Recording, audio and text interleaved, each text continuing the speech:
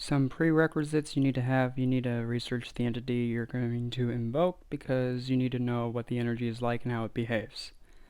The next thing you need to make sure that you are aware of is that you are in a stable state. Because if you're not in a stable state and you try to bring something in, it could completely mess you up or take over you if you're not careful.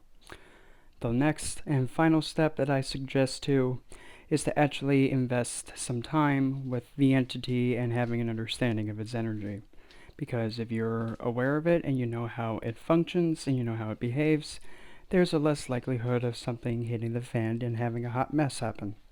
Now, without further ado, I'm going to give you 3 ways to actually invoking an entity. Option 1, it is devotional pieces.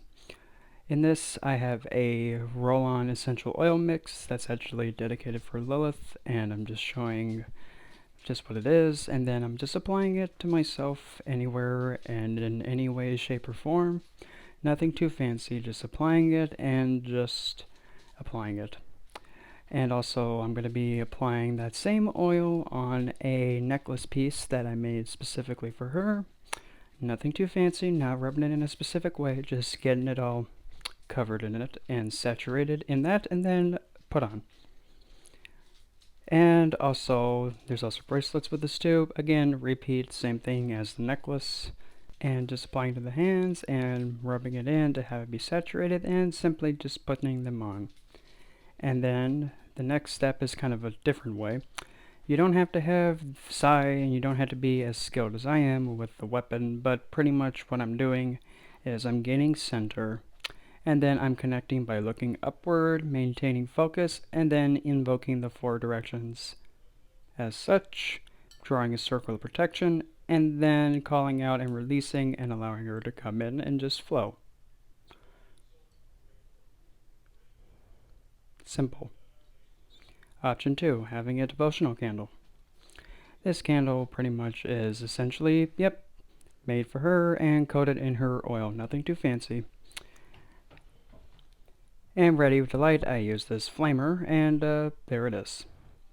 And it's evoking the same directional energies as before. Just, I'm holding a flaming thing of wax in my hand. Directions again. Making sure to maintain focus and holding on to the piece and just allowing the energy to flow through.